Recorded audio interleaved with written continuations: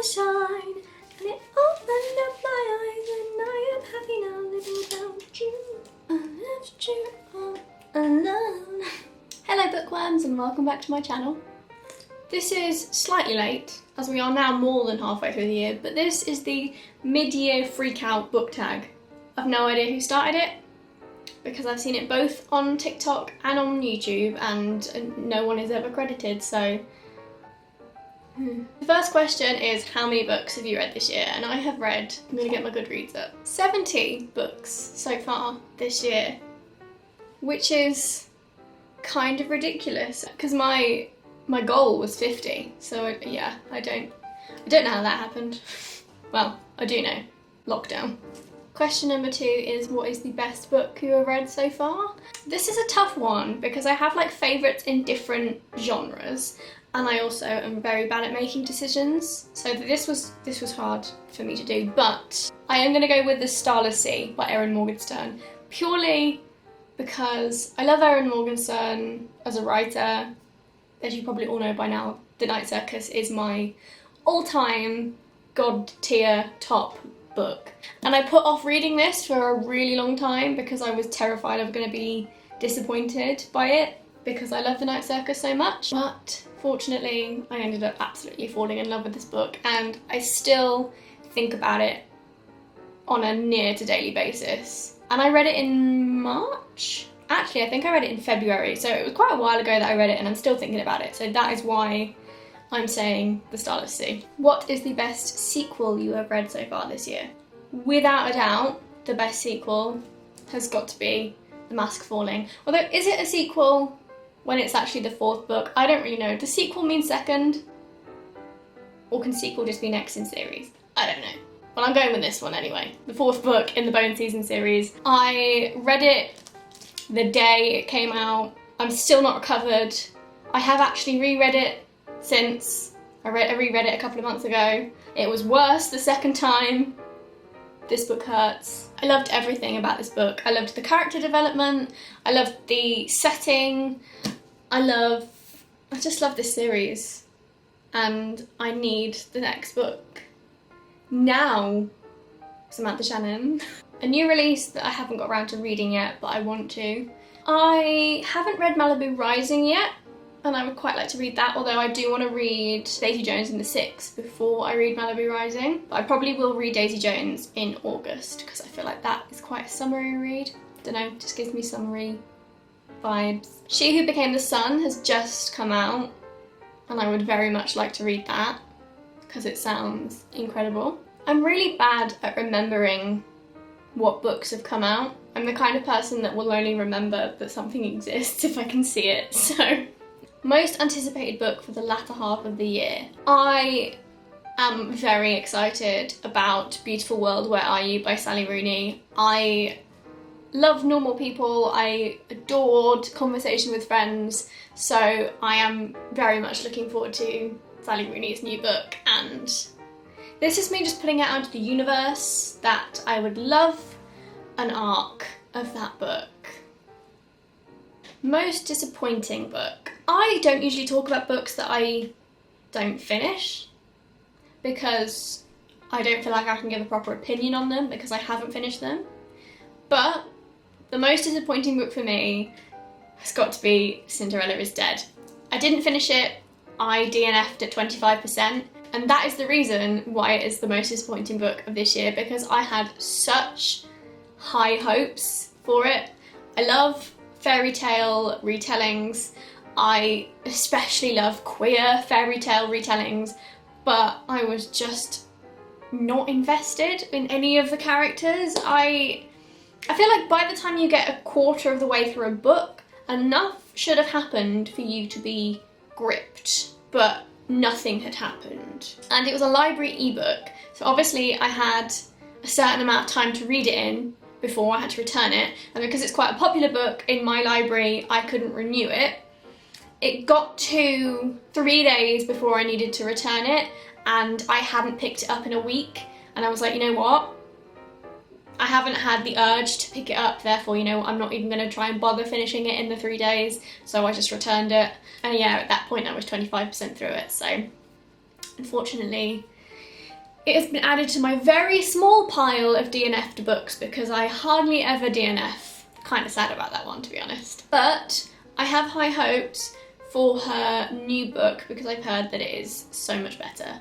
And apparently it is like Little Shop of Horror vibes, and I am very much for that. Most surprising book. I have already spoken about this book on my channel, but the most surprising book for me was Last Night by Mary McFarlane. I don't usually gravitate towards contemporary romantic comedies. They're just not really my kind of book. And I think that's mainly because I can take or leave romance in books. So when the book is just about a romance, I tend to get a little bit bored because that's just, yeah, I'm not a huge romance consumer. But I absolutely loved Last Night. I loved the characters and their development. I loved her writing style. I think she has a way of writing characters that are really funny but also really believable and real. Like, they don't feel cartoonish in any way. And one of the things that I particularly hate about contemporary romance books is usually there is conflict thrown in there that is just ridiculous. It's usually to do with miscommunication, and I just hate it because so many characters don't use their words and it is so frustrating. But that is not the case in Last Night. Everybody uses their words and it's great, and every romance author should take notes from Mary McFarlane because she is great. And this moves on nicely to new favourite author, Mary McFarlane.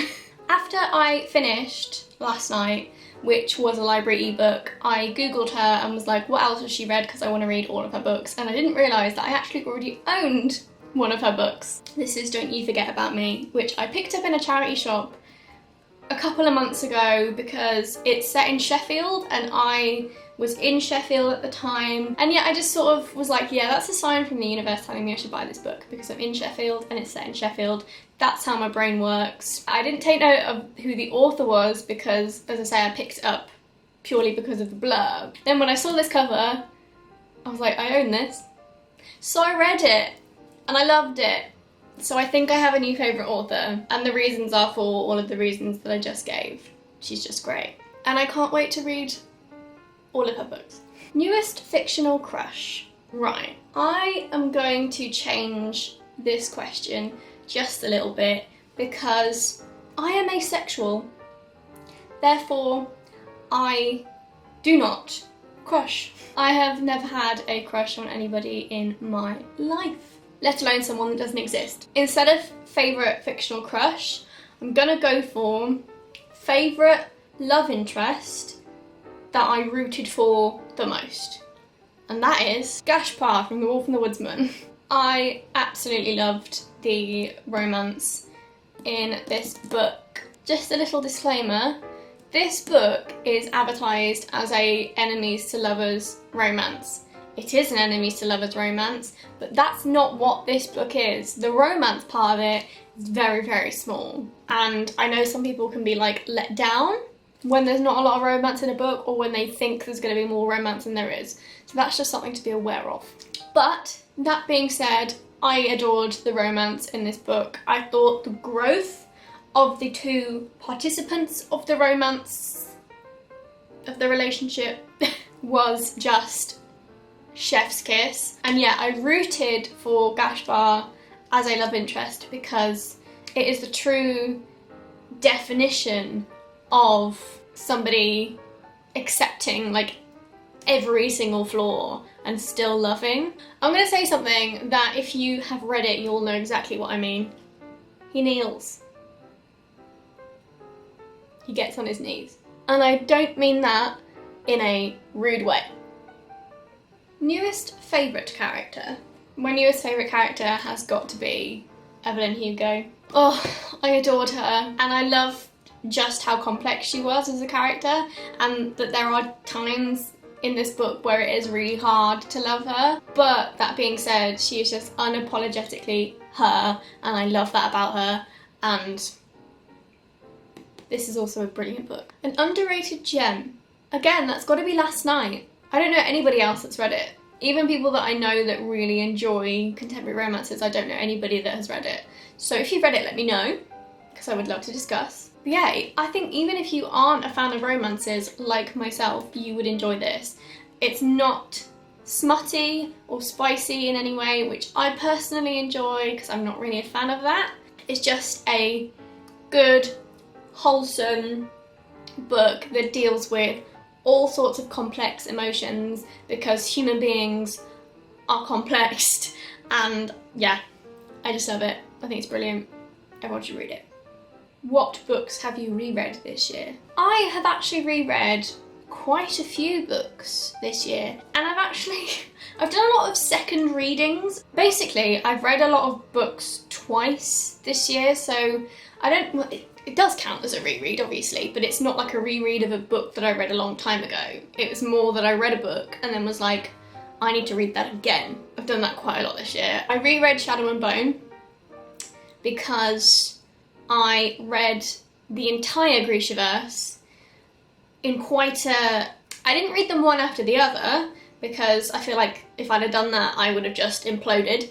But I didn't give myself that much of a break between all of the books, so I read them in a very short amount of time, then gave myself a massive hangover from those books and was like, nothing is satisfying me, I just want the Grishaverse, and I had read all of the books by that point, so I just read it again.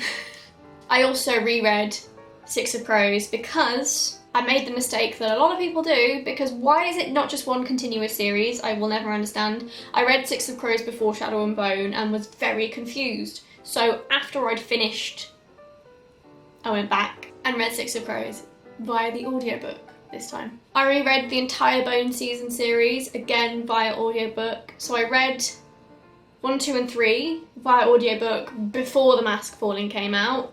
Then read The Mask Falling when it came out, and then about a month later I listened to the audiobook and did a reread. What else did I reread? I feel like I've read something else. I reread The Wolf and the Woodsman. So I got a proof of The Wolf and the Woodsman about 6 weeks before it came out, and I read it, and I was like, I need to talk about this book with people, and obviously not a lot of people had read it at that point because it hadn't come out yet. So I sat with this book for 6 weeks, like, basically foaming at the mouth, needing to talk about it. Then when it came out, it had been 6 weeks since I'd read it, so I read it again.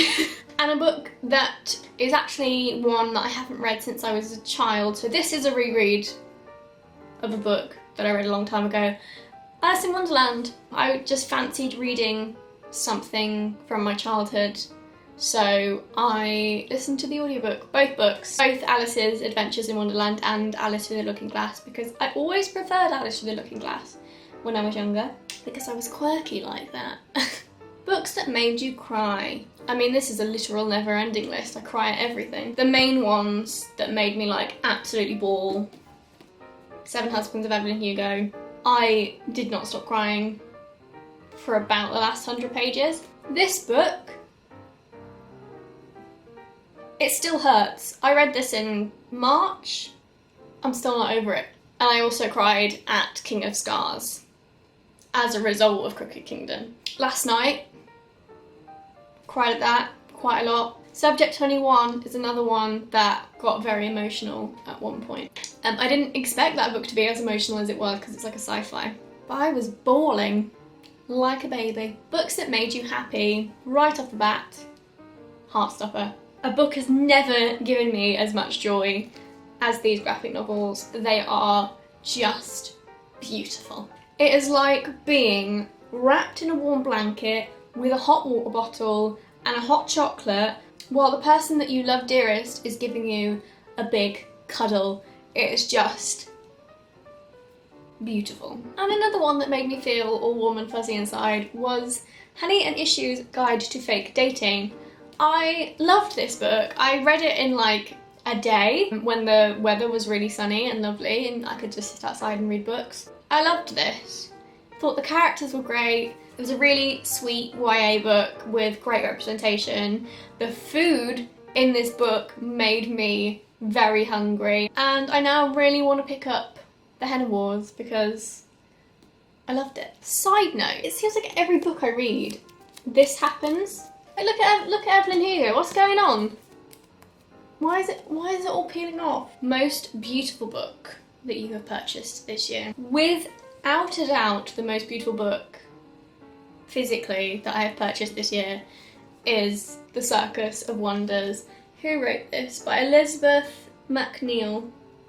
I haven't read this yet. Not only is this cover absolutely stunning, this is the independent bookshop edition, and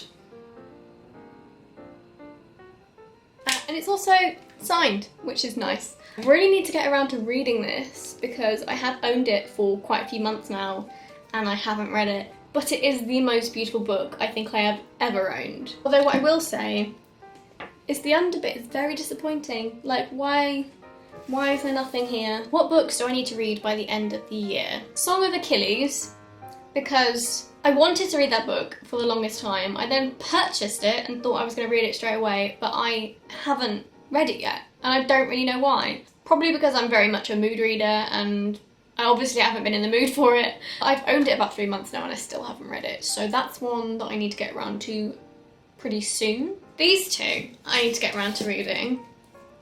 I definitely bought these because of I'm shallow. Well, actually, this was £1 in a charity shop, so like, I couldn't say no. And then, this obviously came out this year, and I mean, and obviously books are only hardbacks for like a few months, and then they get brought out in paperback. And I wanted the matching books. I know these aren't related, but they do match, and they look very pretty together. But I need to read them. I need to get around to reading them. I want to read this one first because this was published first, even though I know they're not related. These two very much on my list to finish before the end of the year. Speaking of Dark Academia, Ninth House. I still haven't read Ninth House. I'm such a fake fan. I also want to do a reread of The Lord of the Rings at some point because I haven't reread The Lord of the Rings in such a long time. So that's another one. Whether that will happen this year, I don't know. Maybe that is a project for next year. I say project because have you seen the size of that trilogy? So yeah, maybe that won't be this year. Quite a few books. Those are all the questions. If you want to have a go at the tag, feel free. I will leave all of the questions in the description so that you can give it a go yourself if you would like to. If you enjoyed it, I would really appreciate it if you could give me a thumbs up. And if you are new here, make sure to make sure to subscribe and stick around because everybody is welcome here. And let me know how many books you have read so far this year, and are you on track to meet your reading goal? Do you make a reading goal? Because I know some people don't. Some people don't like the pressure. Let me know in the comments. But anyway, that's all I have to say. Thank you for watching and happy reading.